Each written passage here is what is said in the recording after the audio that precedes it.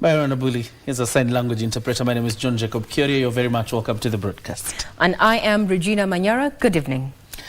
The business of the Senate was adjourned prematurely after senators walked out protesting delays in the disbursement of operational funds from October this year.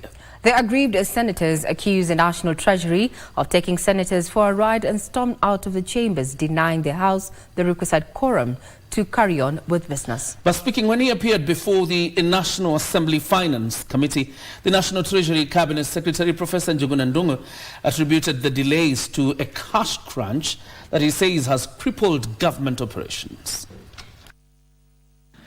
A day after the National Assembly paralyzed Tuesday's sitting, protesting delays in disbursement of National Government Constituency Development Fund, senators staged a similar stormout, accusing Treasury of failing to release operational funds on time.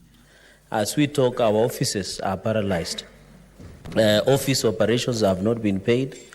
Our landlords are closing offices across the 47 counties. Efforts by Senate Speaker Amason Kingi to calm senators as he consults the Treasury were futile, with senators storming out of the chambers. Similar concerns were toned down at the National Assembly after Speaker Moses Wetangula told members that bursary funds under CDF will be released by 20th of this month.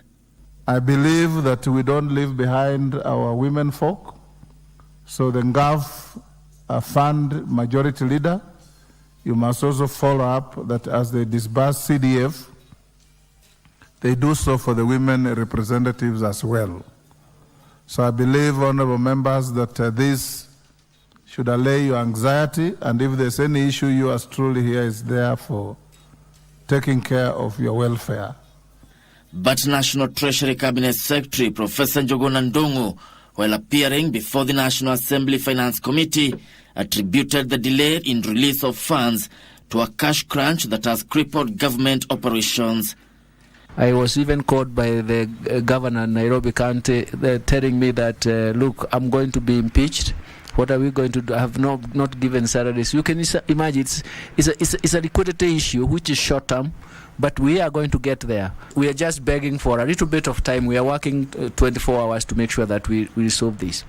And we want to make sure that how we resolve it also does not ignite solvency charges. So we're going to be there, but it's only that we cannot get what we want at the time we really desperately want it, but we be sure that tomorrow, the next day, life is also going to give us some signal. Professor Njuguna Ndungu says the government has been stretched thin.